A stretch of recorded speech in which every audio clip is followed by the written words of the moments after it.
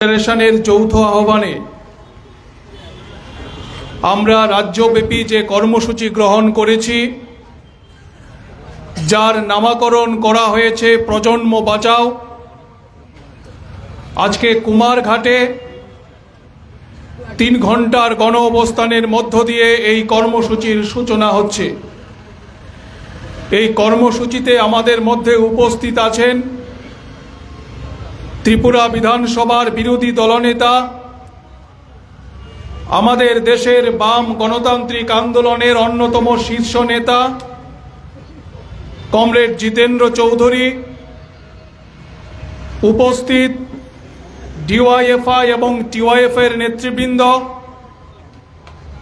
কুমারঘাট বিভাগের, কৈলাসহর বিভাগের গণ আন্দোলনের নেতৃবৃন্দ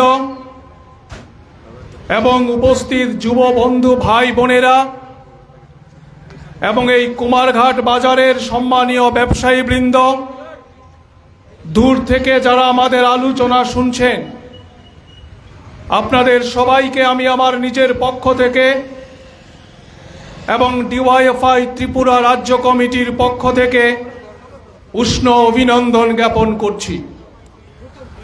কমরেড জিতেন্দ্র চৌধুরী আপনাদের সামনে আলোচনা রাখবেন। আমি খুব লম্বা আলোচনায় যেতে চাই না। কেন আমরা এই কুমারঘাট মহকুমায় এই কর্মসূচির মধ্য দিয়ে রাজ্যব্যাপী আন্দোলনের সূচনা করছি? কারণ আমরা দেখছি আমাদের ত্রিপুরা রাজ্যে বামফ্রন্ট সরকারের পরিবর্তনের পর নানান কারণে কুমারঘাট মহকুমা রাজ্যের মানুষের সামনে আলোচনার কেন্দ্রবিন্দুতে উঠে এসেছে। কুমারঘাট মহকুমার মধ্যে যে অনাচার চলছে, যে স্বৈরাচার চলছে, তার বিরুদ্ধে মানুষকে সজাগ এবং সচেতন করবার আহ্বান জানিয়ে খুব সচেতনভাবেই আমরা কুমারঘাট থেকে এই আন্দোলন কর্মসূচির সূচনা করতে যাচ্ছি।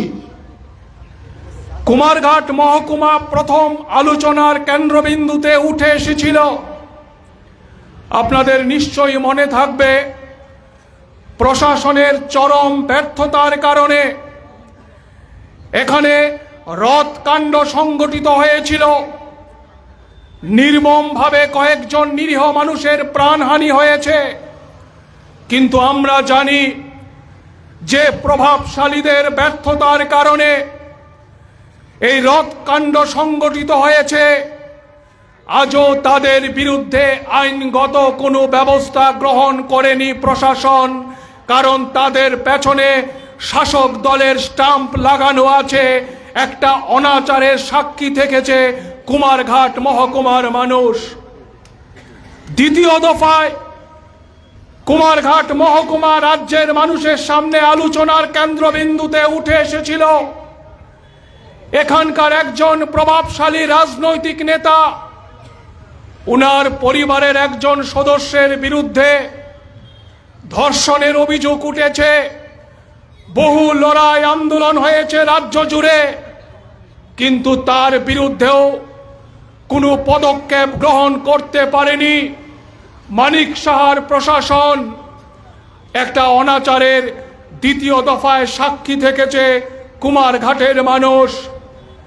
আর সর্বশেষ গোটা রাজ্যের মানুষ অনাচারের সাক্ষী থেকেছে, যার উৎপত্তি হচ্ছে কুমারঘাট মহকুমা থেকে নির্বাচিত একজন মন্ত্রী, যিনি সোশ্যাল মিডিয়ার মধ্যে নির্দ্বিধায় বলে দিলেন যে হ্যাঁ, আমরা মন্ত্রীরা বিভিন্ন সোর্স থেকে অর্থ গ্রহণ করে থাকি, যার খাস বাংলা হচ্ছে আমরা বিভিন্ন সোর্স থেকে অর্থ পেয়ে থাকি, কাটমানি পেয়ে থাকি, এটা দিয়েই আমাদের কাজ কারবার করতে হয়। এই স্বীকারোক্তি দেওয়ার পরেও তথাকথিত যারা স্বচ্ছতার নামে সরকার পরিচালনা করছেন, যাকে স্বচ্ছ মুখ্যমন্ত্রী হিসাবে কোনো মিডিয়া রাজ্যের মানুষের সামনে তুলে ধরছেন, তাকে মন্ত্রিসভা থেকে বরখাস্ত করা হচ্ছে না, তার বিরুদ্ধে কোনো পদক্ষেপ গ্রহণ করা হচ্ছে না, এমনকি পুলিশ প্রশাসনের তরফ থেকেও শতপ্রণোদিত হয়ে কোনো মামলা গ্রহণ করা হচ্ছে না। অনাচারের তৃতীয় দফার সাক্ষী এই কুমারঘাটের মানুষ। এখন কুমারঘাটের মানুষকে সিদ্ধান্ত গ্রহণ করতে হবে, আপনারা তার বিরুদ্ধে রাস্তায় নামবেন নাকি চুপ করে আপনারা বসে থাকবেন। আমি আপনাদের স্মরণ করিয়ে দিতে চাই, গোটা পৃথিবীর ছাত্র যুব আন্দোলনের যিনি রোল মডেল বলে পরিচিত, সেই চে গুয়েভারার একটা কথা, যে চে গুয়েভারার বলেছিলেন, আমি কবরস্থানের মধ্যে এমন মানুষের কবরও দেখেছি যিনি যুদ্ধে যাবার ভয়ে কোনোদিন যুদ্ধে নামেননি, তাকে কবরস্থানে যেতে হয়েছে। সুতরাং কুমারঘাটের মানুষের কাছে আমাদের আহ্বান থাকবে, ভয়কে জয় করে এই অনাচারের বিরুদ্ধে আপনারা রাস্তায় নামুন। রাজ্য জুড়ে যে অনাচার চলছে তার বিরুদ্ধে আপনারা পথে নামুন। নতুন কুমারঘাট তৈরি করবার জন্যে আপনারা শপথ গ্রহণ করুন। এই দাবি আমরা এই কুমারঘাট এলাকার যারা জনগণ তাদের প্রতি আমরা সেই দাবি রাখছি, সেই আহ্বান রাখছি। কেন আমরা ডিওয়াইএফআই এবং টিওয়াইএফ প্রজন্ম বাঁচাও কর্মসূচির সূচনা করতে যাচ্ছি? আপনাদের নিশ্চয়ই মনে থাকবে 2018 সালের বিধানসভা নির্বাচন। 2018 সালের বিধানসভা নির্বাচনের আগে সেই সময়ে বিজেপি দলের নেতারা ত্রিপুরা রাজ্যের যুব সমাজের সামনে অনেক স্বপ্ন, অনেক প্রতিশ্রুতি তারা সেই সময় রাজ্যের যুব সমাজের সামনে তুলে ধরেছিলেন। 18 সালের বিধানসভা নির্বাচনের আগে রাজ্যের যুব সমাজের একটা বড় অংশ মনে করেছিল যে আমরা টানা 25 বছর ধরে ত্রিপুরার মাটিতে বামফ্রন্ট সরকার দেখছি, আমরা আর বামফ্রন্টের নেতাদের মুখ থেকে কত শাক ভাতের গল্প শুনব। যদি ডাবল ইঞ্জিনের সরকার তৈরি হয়, রাজ্যের মাটিতে যদি আমরা ডাবল ইঞ্জিনের সরকার তৈরি করতে পারি, তাহলে রাজ্যের মানুষের সমস্ত দুঃখ দুর্দশা আমরা দূর করতে পারবো। রাজ্য জুড়ে স্লোগান উঠল, চলো পাল্টাই। আজকে ত্রিপুরার মাটিতে ডাবল ইঞ্জিনের সরকার চলছে। এখন তো আবার ডাবল ইঞ্জিনও বলা যাবে না, এখন ইঞ্জিনের সাথে নতুন আরেকটা ইঞ্জিন যুক্ত হয়েছে। এখন বলতে হবে ট্রিপল ইঞ্জিনের সরকার। ট্রিপল ইঞ্জিনের সরকার চলছে আমাদের রাজ্যে। ডাবল ইঞ্জিনের সরকার চলছে 8 বছর প্রায় হতে চলেছে। আমাদের অভিজ্ঞতা কি? আমাদের অভিজ্ঞতা হচ্ছে রাজ্য সরকারের বিভিন্ন দপ্তরগুলোতে হাজার হাজার শূন্যপদ। এই শূন্যপদগুলোতে লোক নিয়োগ করবার জন্যে সরকারের যে উদ্যোগ গ্রহণ করার কথা ছিল, সেই উদ্যোগ তারা গ্রহণ করছেন না। অথচ আমরা কি দেখছি?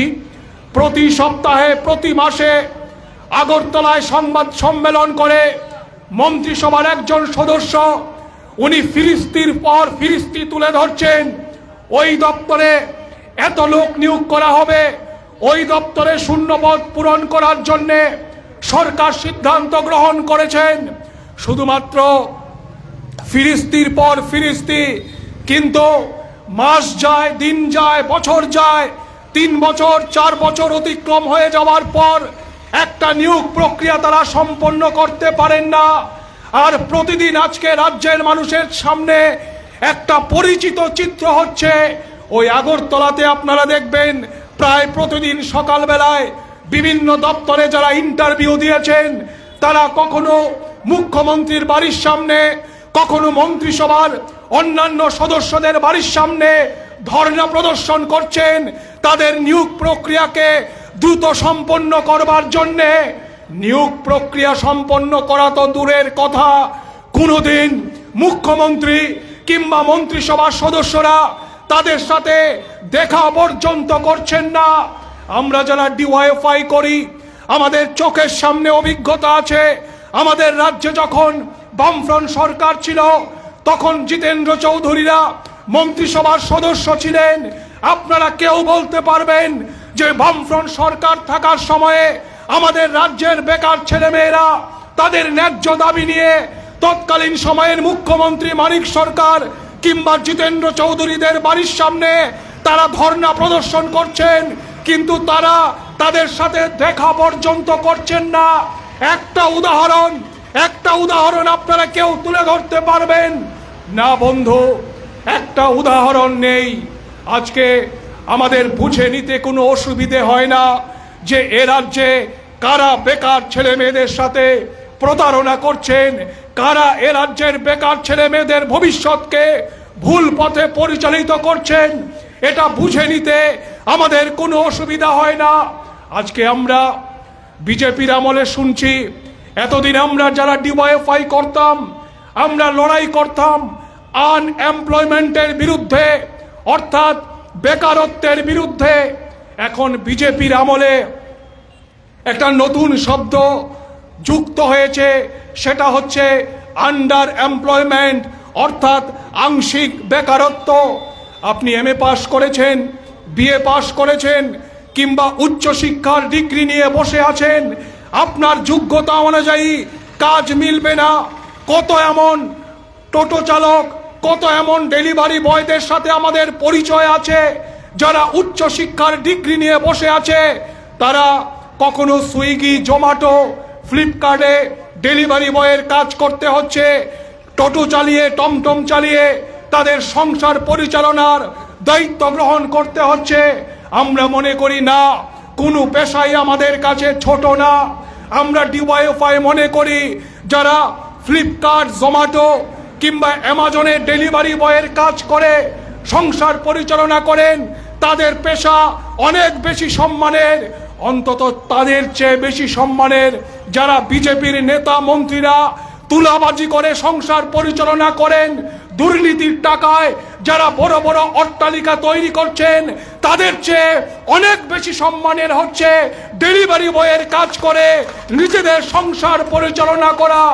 এই হচ্ছে আমাদের ত্রিপুরা রাজ্যে বিজেপির জমানায় আমাদের রাজ্যের বেকার ছেলে মেয়েদের অবস্থা। আপনারা জানেন যে গত কয়েকদিন আগে ধর্মনগরে একজন ডেলিভারি বয় নির্মমভাবে তার উপর যে মানসিক নির্যাতন নামিয়ে আনা হয়েছিল, তার ফলশ্রুতিতে সে সুইসাইড করতে বাধ্য হয়েছে। তার কয়েকদিন পর বামুটিয়া এলাকায় আরেকজন ডেলিভারি বয়, তাকে খুন করে দেওয়া হয়েছে। গোটা রাজ্য জুড়ে বেকার ছেলে মেয়েদেরকে আজকে সামাজিক অবক্ষয়ের দিকে ঠেলে দিচ্ছে এ রাজ্যের বিজেপি, আইপিএফটি এবং তীব্রামুদার জোট সরকার।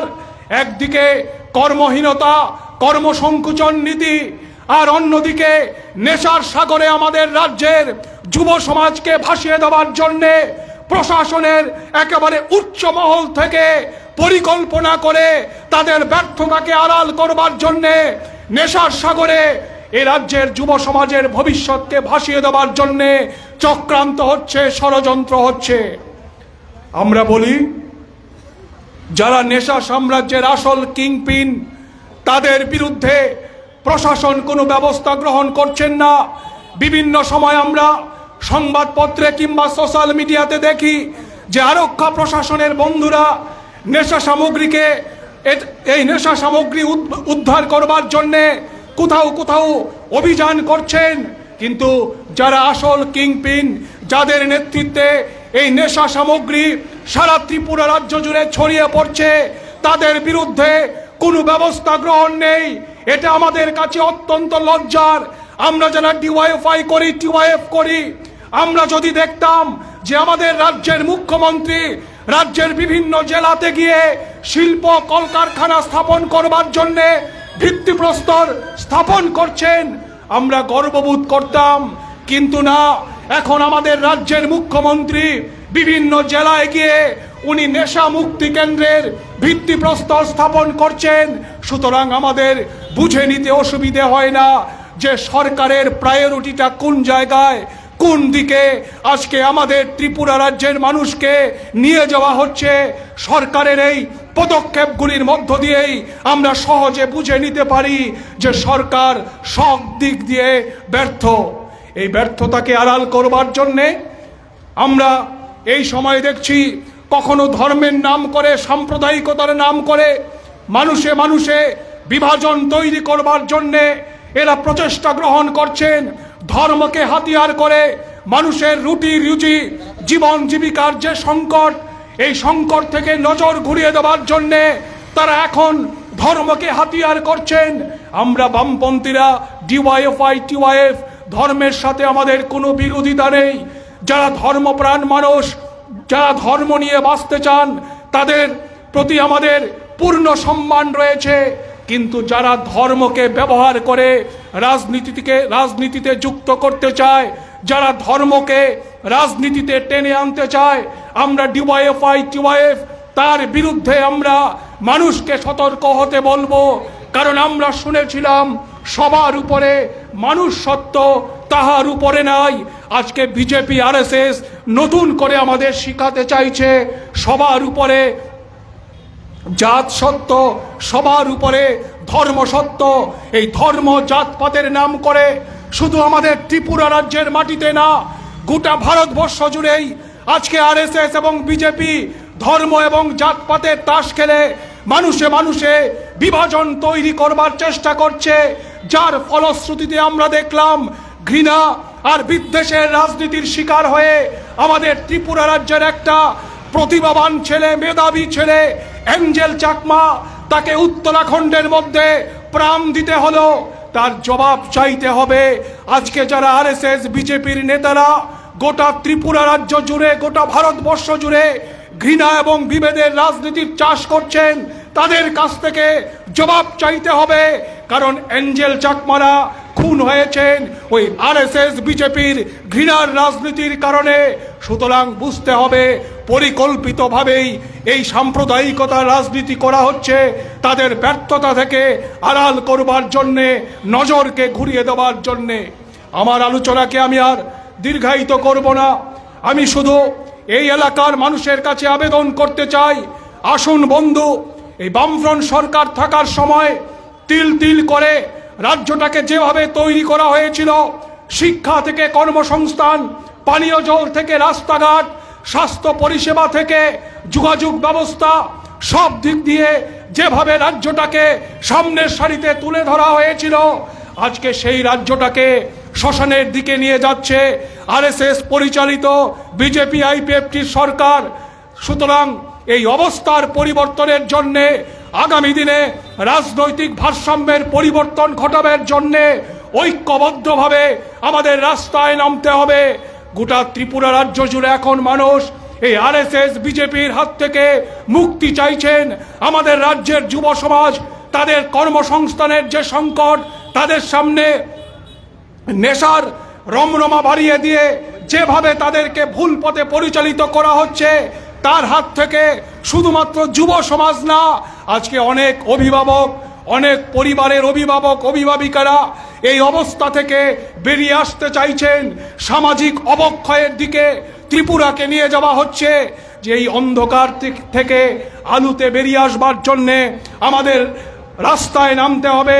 আমরা ডিওয়াইএফআই টিওয়াইএফের কর্মী বন্ধুরা সেই বৃহত্তর লড়াইয়ের জন্যে আমরা প্রস্তুতি গ্রহণ করছি।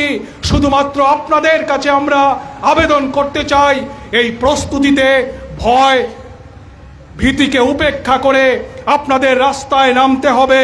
আমি শেষ করব শুধুমাত্র নজরুলের কবিতার একটা লাইন দিয়ে, লঙ্ঘিতে হবে রাত্রি নিশীতে যাত্রীরা হুঁশিয়ার।